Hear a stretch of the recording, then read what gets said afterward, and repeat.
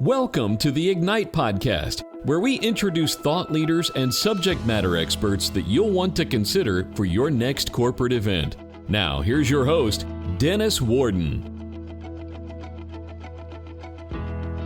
Well, I want to welcome back to the Ignite Podcast, Ron Vaimberg. And Ron, it's been what a year. It's been, earlier in 2020, we did a podcast together. Now we're here at the beginning of 2021, and a lot has happened in the last 7 or 8 months since we were on the podcast together. But so how are you doing? Honestly, Dennis, I'm doing great. And, I'm just smiling and laughing because you're saying, yeah, it's been a little bit different since our last podcast. And I'd say, yeah, just a few things in the world have changed since then. Yeah, it's been. I'm doing great. I'm doing great. I think, like you said earlier, it's been an amazing year. Yes, it has been an amazing year. Yeah, it sure has. I actually learned that from somebody many years ago when somebody would ask him how his business, and he'd go, unbelievable. Yeah. Either unbelievably good or unbelievably bad. But he used the word unbelievable, and it worked. It worked. Well, we're here at the beginning of 2021, and what I have done for a big part of my career, and I think most on listening or watching this podcast have done something similar. And I ended 2020 as I went into 2020. At the end of 2019, I sat down at the end of the year, revisited, where that year had gone, and then kind of did my business planning, life planning, and looked at 2020. Here's what it's going to be. Here's all the opportunities that lie before us. And then March hit, and it became an amazing year. Amazing. Yes. You got it. So here we are at the beginning of 2021, and I sat down, did the same thing as I've done year after year, looking ahead for the next year, but looking at it, through a different lens this year than I did the previous year because of what we've been through. And so I've been looking forward to this time together because I've been watching you and knowing kind of, some of the direction you were headed in 2020, some of the pivots you made. And really how, Ron, I just, I congratulate you on just, your stick-to-itiveness, your desire to serve others, which has allowed you to pivot and not stay stuck in, well, I'm going to do it this way. This is the way I plan. No, you said, how can I do it better? How can I serve my clients better, whether it's in the mortgage or the real estate or credit union space or, just in the general market. And so I've been really encouraged as I've watched you. And I've thought now as we go into 2021 together, it would be helpful for those that are listening and watching, not only just to say, hey, I need to book this guy as a speaker. That's one thing, but you and I are really about how for that. Yeah, we're all for that. And we'll talk about how you have really, during this time taken, whether it's, online to a whole new level for your company. And, but what I appreciate about you is the fact that it's not about Ron. It's about how can I serve my clients better. And you've had some of these clients for years and years and years. And you're going into 2021 here now with with great things happening and a very positive thing going into the year. But here we are. We've sat down. We've made these plans. We've maybe been a little bit less positive and, well, I might be able to do this. I might not be able to do this. I don't know what's going to happen as we ended 2020, the vaccine came out and, things started happening there. It's still early here it's very early here in early January to know what that's going to impact it's going to have. But we don't stop living. We don't stop serving others. We don't stop working. We don't stop providing for our family. And So I want to ask you some questions that maybe will be helpful for those viewing personally, but also for those that they serve. And so I'm wondering, first off, what do you do at the end of the year when as you look into, as you went from 2020 to 2021, how did you look at this coming year based on what you have experienced in the past year? Well, first of all, like you had mentioned about what you do with your business planning and goaling, I do that every year. I actually do it a couple of times a year. And late December or through December, I had spent a significant amount of time working on my goals, working on my business plan. And, probably we've all had challenges in our life. We've all had it when what hits the fan, and whether it's personally or professionally or, what we dealt with in 2020 is really unprecedented for most of us in our lives. And I've always prided myself on being able to adapt because I've had things go wrong in my life and I had to adapt it. And this year, when it came to business, I really had to adapt, or not this year, 2020. I had to make adaptations. I had to reinvent my business. I had to take it completely virtual. And it wasn't just, doing webinars. It was, really kind of creating more of a forum, like almost a mini studio in my home to broadcast and do live trainings. Right. But here's my point. My point in what it was is I realized that we can have whatever plan we want. We don't know what life's going to bring us. We don't know what the world's going to bring us. We don't know what the economy is going to bring us. I mean, I think like most of us, we're hoping 2021 is going to be a hell of a lot better. In some sectors, they did unbelievable in 2020. Right. Some sectors got crushed in 2020, and they're still getting crushed even, here in January.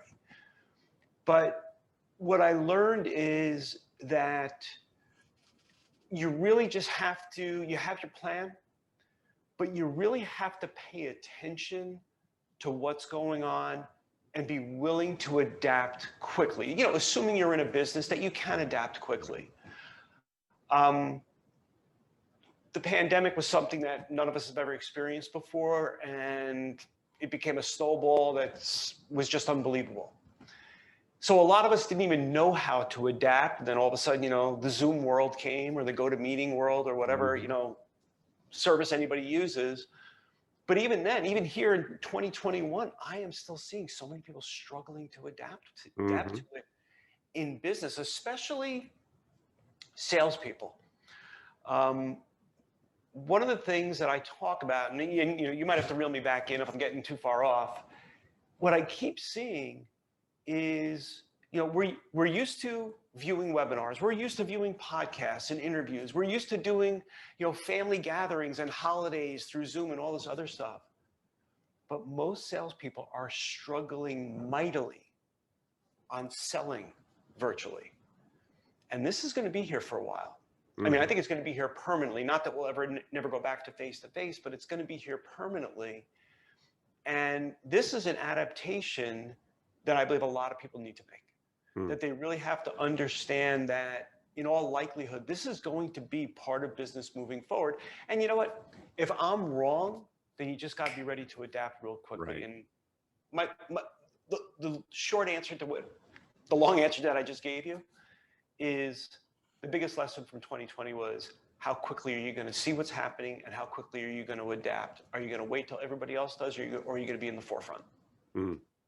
What are some of the in light of that, what are some of the biggest mistakes that that business people make when they're writing their business plan, when they're rethinking their business plan for the coming year? What are some of those mistakes that you've seen?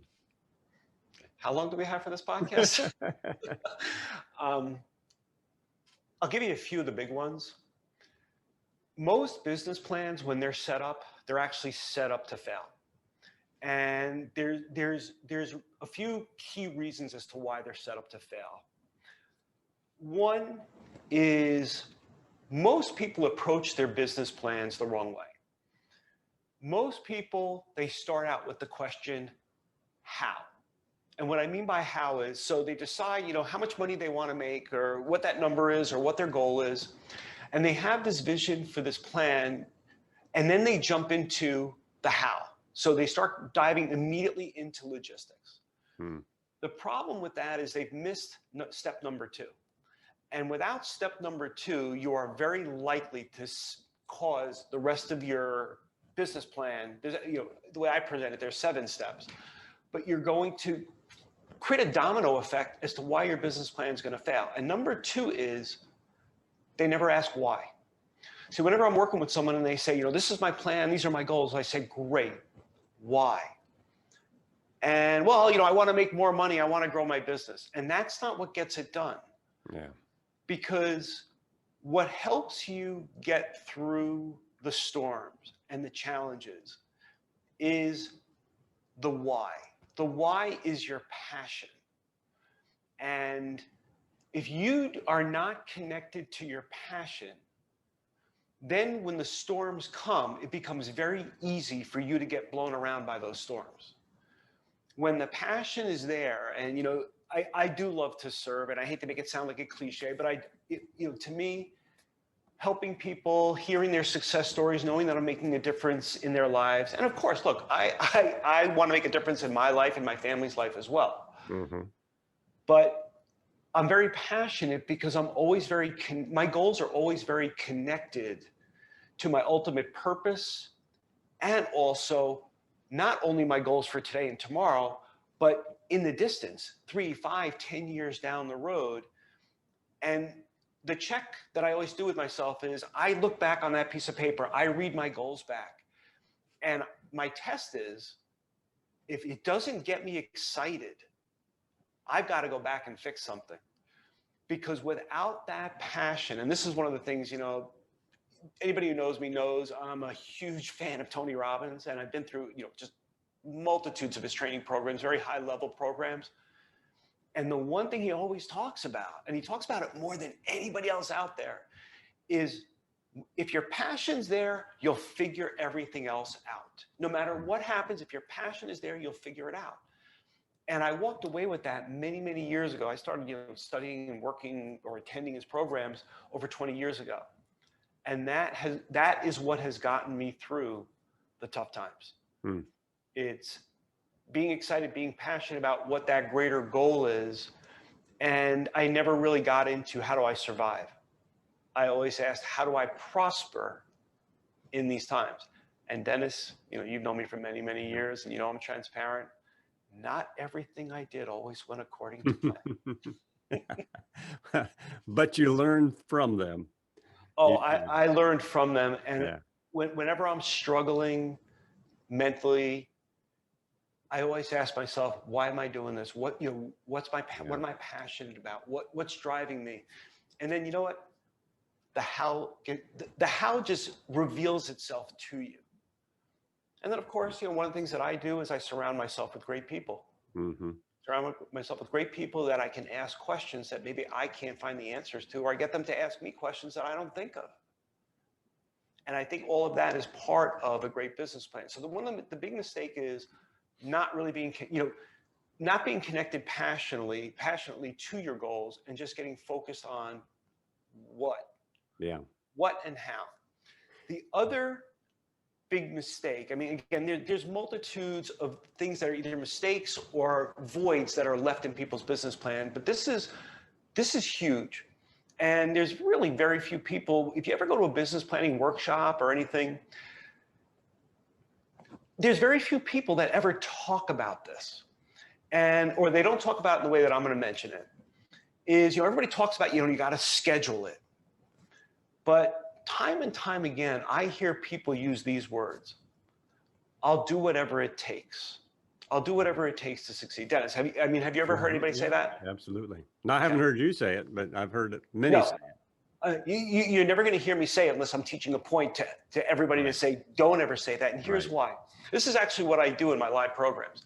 In my live programs, I'll ask, have any of you ever, said, I'll do whatever it takes, and, the hands go up, or now I'm doing it virtually, so I get a ton of responses through my chat box. So I'm interacting with the audience.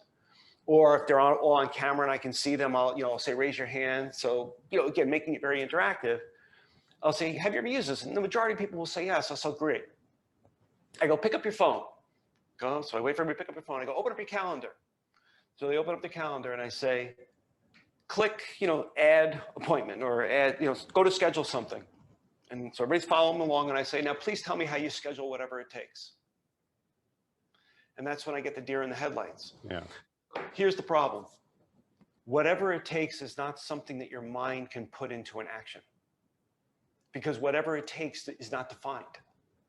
Because what happens is when somebody says, I'll do whatever it takes, and they don't have a framework for what that is, they don't have the passion for what that is, then it's a momentary moment of motivation.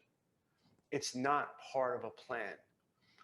And whatever it takes, and leading to really the ultimate point is, sooner or later, doing whatever it takes will come in conflict with your life. It's going to come in conflict with the team that you're coaching, or the hobby that you have, or just things that you have to take care of personally with you, your family, whatever it is. Or the bottom line is, whatever it takes is not scheduled around all these other things. Whatever it takes is just kind of a haphazard thought process. So the way I put it is, when you say whatever it takes, you're setting yourself up to ensure that your business plan, the actions, are not going to be in alignment with your life. Mm-hmm. And if they're not in line, if they're not, gotta learn how to speak. If they're not in alignment with your life, then how could it ever work? Yeah. Now, I'm not saying you don't change your life, but what I'm saying is, if you don't understand what the framework's going to be, it doesn't work. That's why some people will start out in the first month after the year, or the first, like we are in January, Mm-hmm. They'll work more hours. Yeah. They'll work more hours. They'll start early to stay late. And how quickly, when they start bringing their normal life back into it, does all of a sudden that start fading away? Yeah. Those New Year's resolutions, right? Out the window. But so I'm curious on the, tying this all back to the why. I met with a bunch of young business leaders last night and spoke with them. And of course, anymore, they're all young business leaders, right? But anyway, and we were talking about the why in perspective of where that why is. Why am I doing today what am I doing today what I want my why to be 5 years from now or 10 years from now? The why, what is that? What is the why? Why do I do what I do? And so I'm just curious on how do you define the why? How does the why look? It looks different for different people. I mean, you talk about salespeople. I mean, the why is going to look different, but actually, does the why tie in not only to the business side, but the personal side? Who is Dennis, and ultimately, what is Dennis when he sits on the porch at whenever he decides to retire, when he sits on that porch and he says, I accomplished my why, my why of why I was here for X number of years, right? So I'm just curious, how do you see that tying into the business plan? I call it the life plan, because I think that why keeps me centered when I'm going through what we're going through now. I can, there's things that buffet me, but I keep my eyes focused on the why. And the why for me is my life purpose. So. It's a great question. What I tell people is, and it's my own life experience. I'm setting my goals, or I just set my goals in December, and my why is very clearly in place. And my why at this point has been pretty consistent for many years. I'm not going to say that it hasn't changed, but it's been pretty consistent, I would say, for at least the last 5 to 10 years. Minor changes to it. And even when, COVID hit and 2008 hit, the financial crisis, my why varied a little bit, but it didn't change dramatically. But this is what I tell people. And many of my clients, they struggle. I coach them on this. They struggle with this part of the why. They write down these materialistic things or what have you, and then just the way they're describing it back to me, it's kind of like it's not even real what they're writing down. They're not even passionate about it. Yeah. They just think, this is how they define success.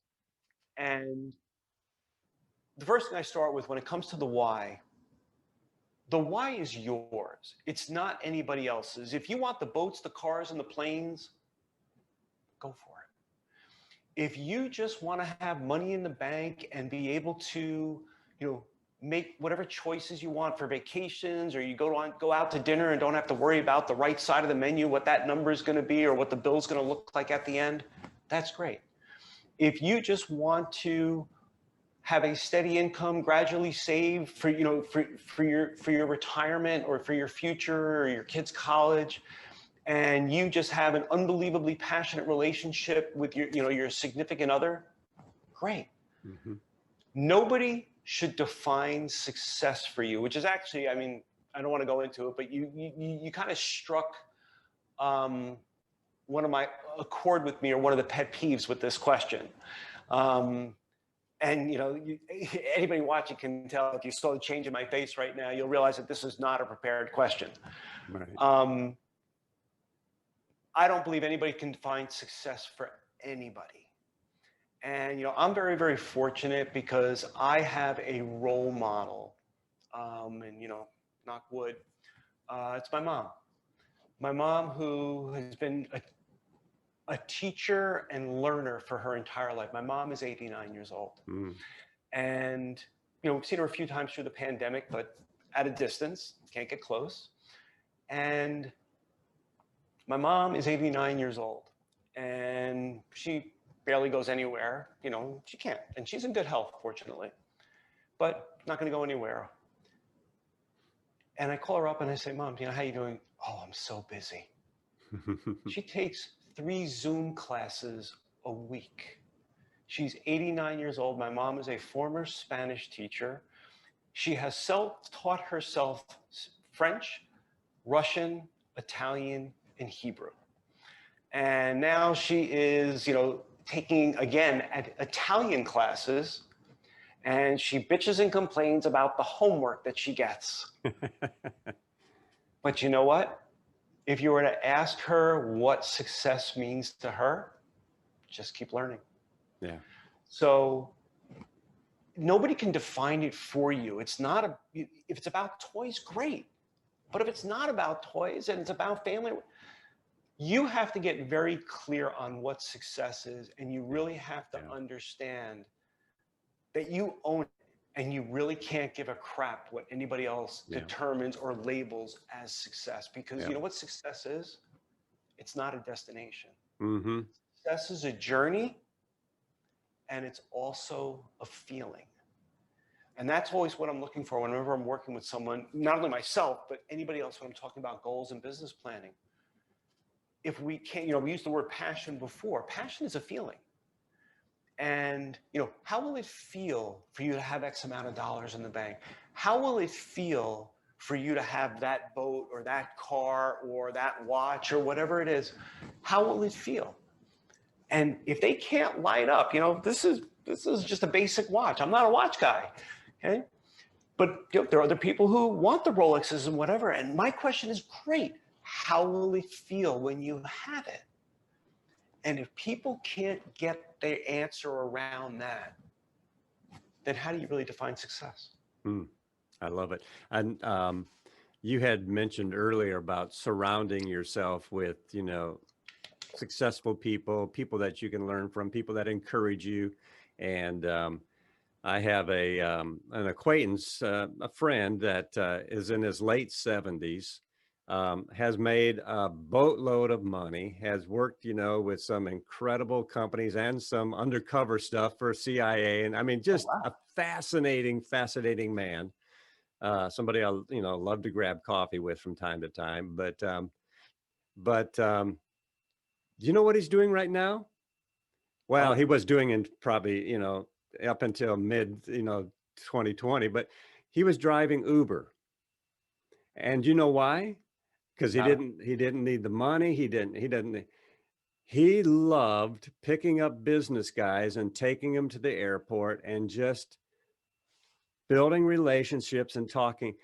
So, so I might, if I didn't know the story, the why behind it, I would say I would measure him by what he was doing and not what, where he was and what. So it's just, I love what you said because, I tend to look at people and pigeonhole them based on what I think success is. So anyway, um, it's a fascinating thing that drives us as business leaders, as salespeople, to succeed. But at the same time, if we don't know the why, if our compass is set on the wrong direction, we'll get someplace. But what's the story? We're going to get and find out the ladder's leaning to the to the wrong side of the building or whatever. So, right. so anyway, I think I want to follow back up on something you said earlier, Ron, before Sure. I ask the next question about just strategies throughout this year of 2021, but because I think it plays into, and for our viewers and listeners, Ron, as he's already alluded to, does right now doing a lot of online training, a lot of video seminars. I encourage you to go to ronvaimberg.com, learn more about what Ron is up to down the road, and Ignite is with Matt and our team working closely with Ron, and just it's a relationship we just love. And but there will probably come that day when there will be some live events again. We don't know what that's going to look like, but that ties back into what you said is on regard to salespeople. If you're, most salespeople are used to the face-to-face, in person, kind of reading body language, reading, what's on the walls, trying to tie all these things into, and so what are some takeaways, if I'm going to be a salesperson, if I'm going to be somebody that's trying to connect, whether it's a speaker connecting with his or her audience, or whether it's a salesperson,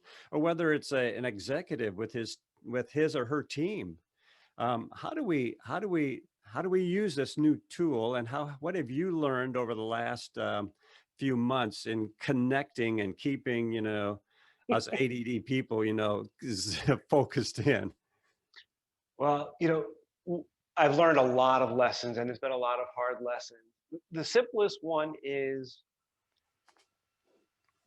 people, you know, people are afraid of how they're going to look on camera, and my response is, well, guess what? That's how you look. So deal with it. The second thing is, I'm just trying to think about all the lessons. I mean, I've been doing webinars and things for many, many years, but I'm doing it at a level now, which I think we all are at, that we've never done before. Right.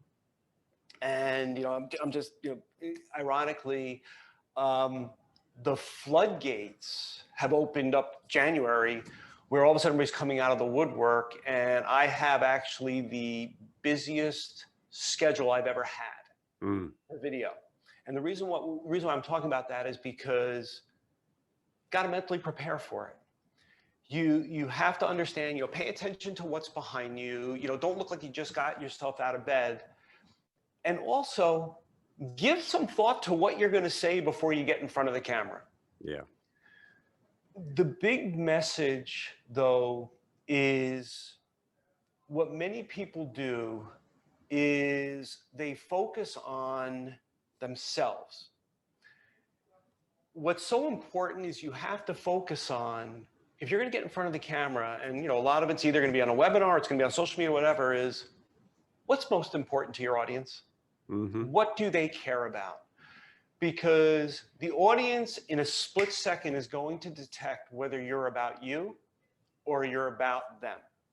And once they start believing you are about yourself, it's over. Yeah, it's over. They're tuned into the next channel or what have you. Also, don't be afraid to be yourself. I spent many, many years of my early life with, the primary question of what will people think? And I've learned, and in the world of social media, it's made it easier than ever, that yes, everybody can be very critical of you. But I saw this quote, and people are saying it's attributed to Morgan Freeman. I don't know if it is or it isn't, but they seem to put this quote with his picture, and I've seen it, and probably many of you have. It says, so I'm going to paraphrase, why should you care about the opinion of somebody? Don't care about an opinion that someone gives you if it's a person you would never ask for their opinion. And I'm like, I love Morgan Freeman. I think he's a phenomenal actor, and I hope he said it, but it's true. And I've learned that no matter how hard you try, some people are going to like you, some people are not. But the bottom line is, you're going to find more than enough people who are going to like you, want to do business with you, want to talk to you, trust you. And if you can't get in front of the camera and be true to yourself, and I used to struggle with this, because I used to say, oh, I got to make it perfect or what have you. And Dennis, we've known each other now for a number of years, and you've seen the transformation in how I broadcast. Because I basically, excuse the language, I just don't give a shit anymore. Yeah, right. And what I mean by what I just said is, I'm going to be who I am. Yeah, you're not. Yeah. And that'll attract my audience. And if you like it, great. If you don't, I wish you the best. No hard feelings. And many people struggle with that because they want to capture everybody. And in this world, you can't. Yeah.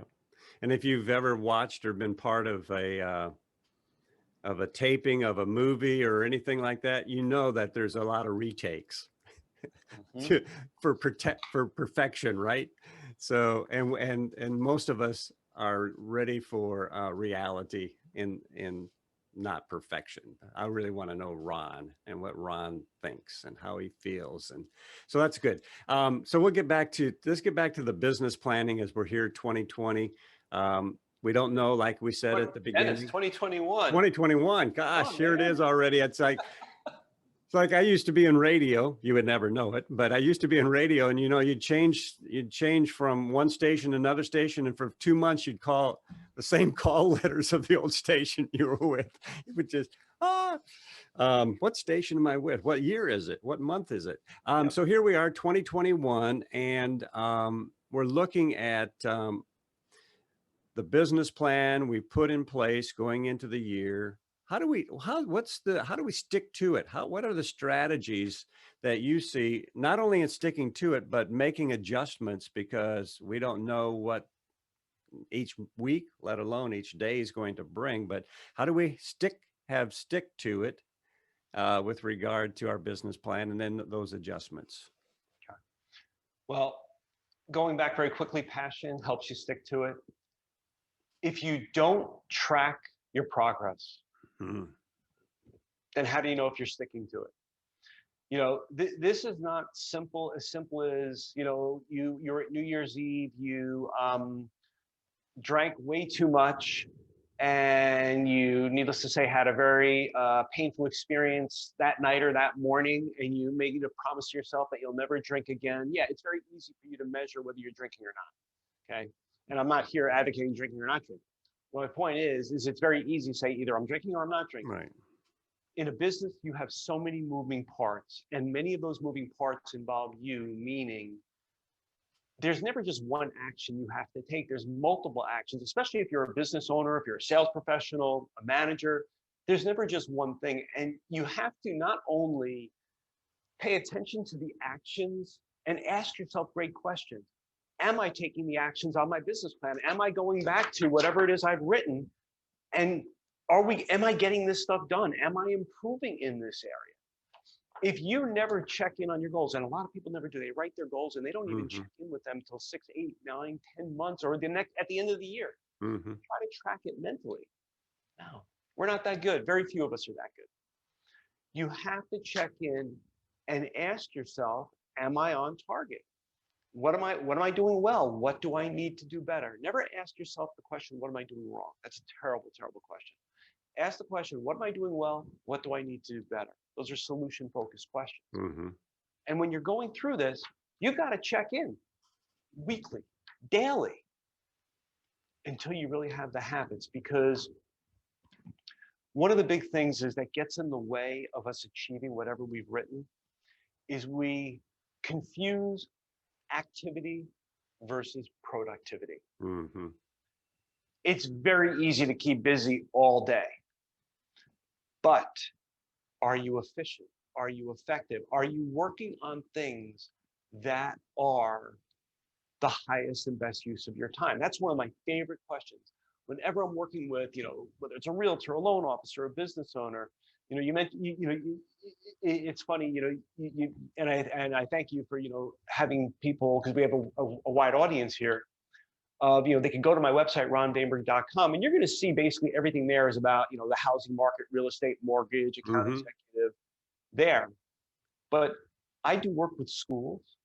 It was actually funny. A marina that I had to bring my boat to have fixed, and it had to be painted, and they were the only marina that could paint it. They called me up while the boat was there, and they said, "Hey, we got a question for you. We looked on your website. We know you're primarily mortgage, but can you do this?" And now I've been consulting with them for 2 years on team building and leadership strategies for the owners of a boat marina. So I guess in a way, I'm grateful that the person who hit my boat, got me introduced to them, because I ended up with a whole different avenue of business. But I don't care what business you're in. You've got to really focus on, am I being productive? Yeah. And it starts out with asking yourself every day, not was I productive, what was I productive with?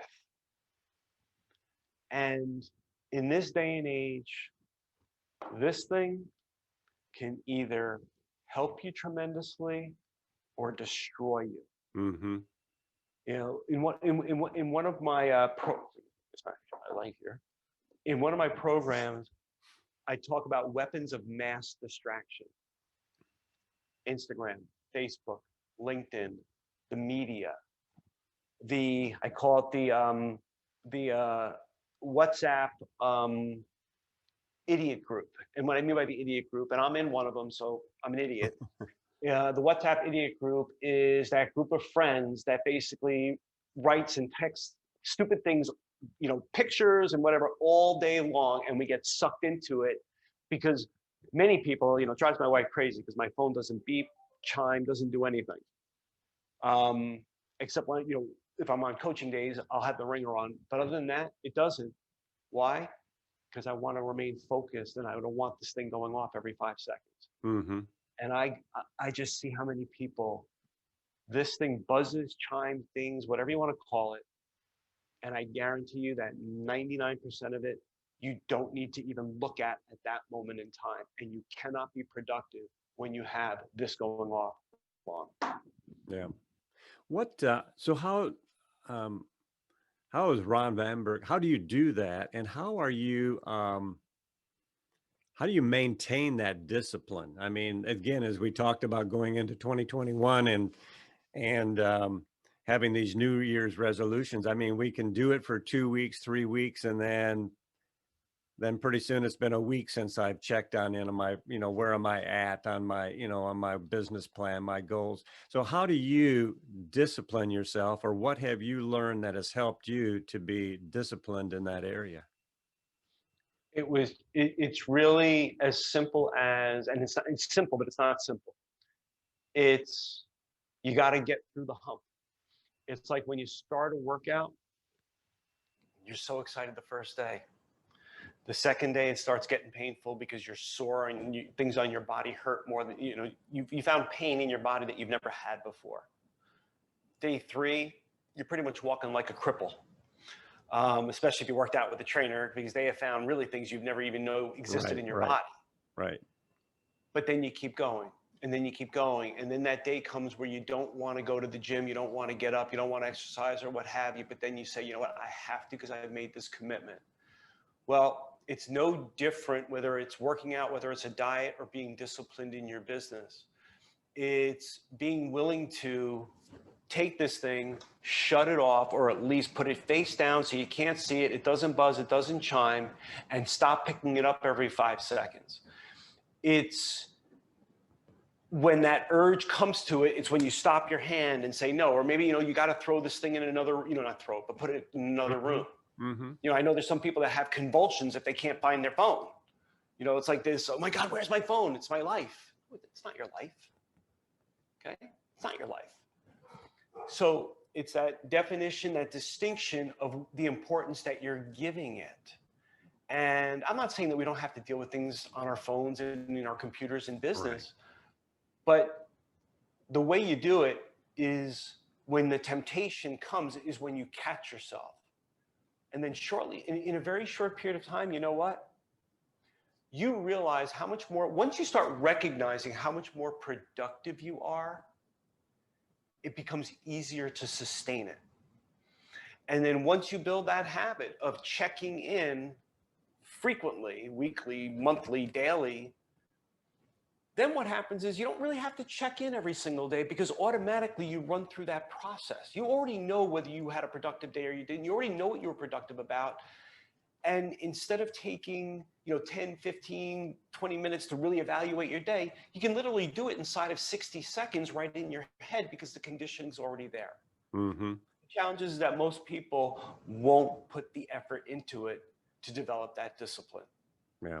And I used to be one of those people. Today, I'm in a place in my life, as we get older, I'd like to say I get a little wiser, that for the most part, when I make decisions to be disciplined about something, once I make that decision and it's a real decision, I stick to it. I stick to it, but I have to make sure that the decision I make makes sense for me in my life. Because if it doesn't tie into my why, I know it's not going to stick to it. So I know you do a lot of coaching. You have a number of coaching clients, so do you form some sort of accountability with them as you help them do this? Do you kind of hold them somewhat accountable to that and help them build their disciplines, or how do you do that as a coach? I try to do it, meaning they're I good have liars. some clients. You mean they're good liars? No, what's great about my clients is they don't lie to me. Okay. I'm sorry. I don't want to say they don't lie to me, but if I get the sense that they're not telling the truth or they're skirting the issue, I call them out on it. I mean, fortunately, the relationship I have with my clients that they can just basically say, hey, Ron, you know what? I didn't do it. Yeah. Because they know where I'm going to come from is I'm not going to destroy them for not doing it. What I'm going to find out is what we're going to dig into is what got in the way. Yeah. Because it's that shift in thinking that's going to change the behavior. If I berate them, then they're just not going to want to talk to me. Right. Yeah. Ironically, there's some people that would love for me to berate them, and I say, you got to find another coach, because life's too short for me to yell at you. But some clients are great with it. They're very disciplined, and others, I got to do more work with them. Yeah. We got to keep digging to find out what's getting in the way of taking their action. More often than not, we find it. And it's usually something that they had no idea. Yeah. The joke is, it's like, okay, I'm putting you on the couch for 10 minutes here. Let's figure out what's going on in your head. Because for a lot of people, success is not how do you sell. I mean, there are people that definitely need help with their skills in sales and marketing. And of course I do that. But there's many people that just, the expression, I'm my own worst enemy. Well, that's a cliche. Well, what we're going to do is we're going to find out what's going on in your head that's working against you. Yeah. Because once that shift happens, everything else follows. That's good. And it's easy to, maybe not lie, blow smoke or whatever, but at the end of the day, you want your clients to be better. I want to be better. They want to be better. And that only comes through discipline and total transparency in many of these areas that we're trying to improve on. Absolutely. And I know we're pretty much at the end here. There's a lesson that I learned many years ago. It was a self-taught lesson. Early on in my life, I'm not that person that early on in my life, everything I did turned to gold. I've certainly had my challenges, my misfortunes, my really dumb and stupid mistakes that I've made that have cost me in many different ways in my life. And for many years of my life early on, I didn't learn from those mistakes because I spent many years being the finger pointer. I would blame everybody except myself. And then, 30 years ago, maybe 25 years ago, I went to a seminar. I can remember it. I'm trying to remember who did it, who said it. I can't. But I remember they said every time you point a finger, there are three coming back at you. Look there first. And at first, I remember I was sitting there. I'm like, that's not true. That's bullshit. And I'm like, I couldn't come up with an argument really against it. I really couldn't. And then finally, I adopted it. And then this thought came to me. And to this day, it serves me. When you're a finger pointer, you're also an excuse maker. That makes sense, right? Mm-hmm. I realized that I asked myself a question that I had never asked myself before. And the question was, Ron, after you've made all the excuses for why you didn't do something, has anything changed? And the answer came back, no. Hmm. So I realized at that moment in time that every time I made an excuse, I was guaranteeing that the answer was nothing would be changed. So I basically came to the point that I don't make excuses anymore. Hell, I take the blame for some things that I didn't even do. Mm-hmm. Okay, sometimes. But in being serious, I realized that excuses, it doesn't solve the problem. And since I apply that to my life pretty much every day, doesn't mean I don't grow, doesn't mean I don't screw up, doesn't mean I don't make things better. But when things happen, when things don't go wrong, when things don't go right, or when COVID happens in 2020, and all of a sudden my business is going in the wrong direction, I got to say, wait a second. I can make the excuses for COVID and whatever it is, but I still got to do something, because after those excuses, I still have to do something. So let's get rid of the excuses right now and just focus on what I need to do. And I've been living my life like that for many, many, many years. And there's absolutely no negative consequence to it. In fact, it's transformed my life that I'm really living my dream. That's great. Well, when we began this Ignite podcast at the beginning of 2020, we had two objectives in line. One was certainly to introduce our speakers to, event planners, company owners, executives, you name it. But the other was to really provide information that is helpful, whether you hire Ron or not. You could say, you know what, I spent 30, 40 minutes with Ron Vaimberg, and I learned some things that I never knew, or that I knew and I had forgotten. So, we thank you for the opportunity to spend this time with you. But, and I would encourage, our viewers, listeners, to go to igniteadvisorygroup.com and learn more about Ron and other speakers that we have the privilege of representing. But Ron, you've shared some great insights. Here we are in 2021, and as we wrap up our time together, what are some of the final thoughts you would have for 2021 for a business owner, a loan officer, a salesperson? What would be your takeaway from our time together, that as we think about 2021 and business planning, goal setting, what would be your final words on that?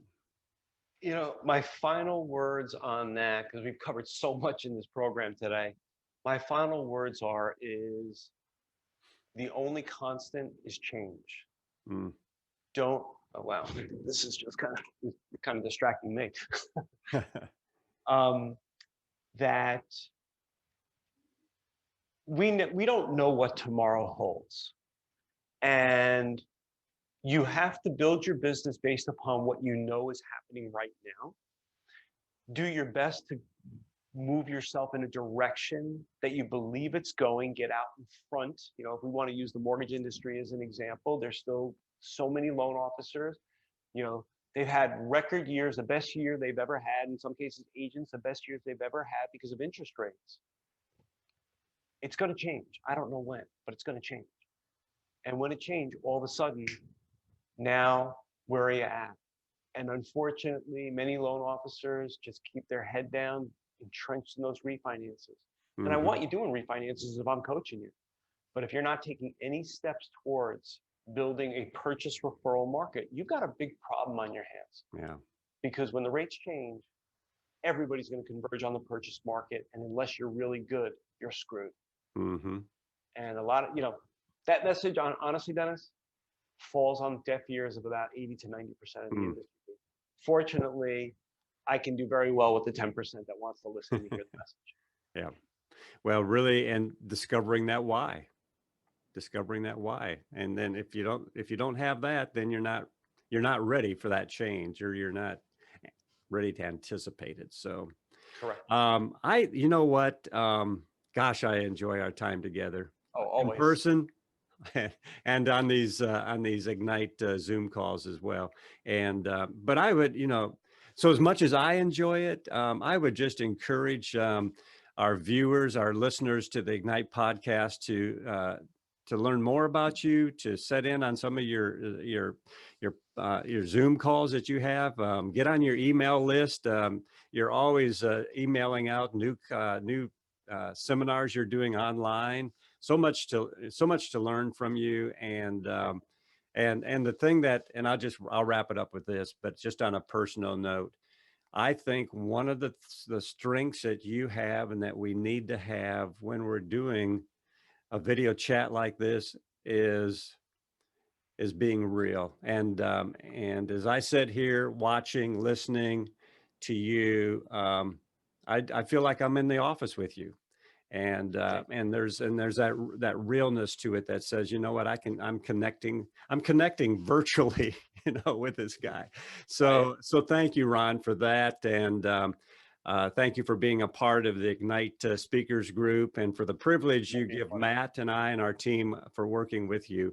And for our listeners and viewers to the podcast, we invite you to go to igniteadvisorygroup.com and learn more about Ron Vaimberg. And you won't be disappointed whether it's having him in person or doing something virtually by Zoom or GoToMeeting or you name it. So, Ron, you have a great day, great week, and especially as we're here in 2021, a great year.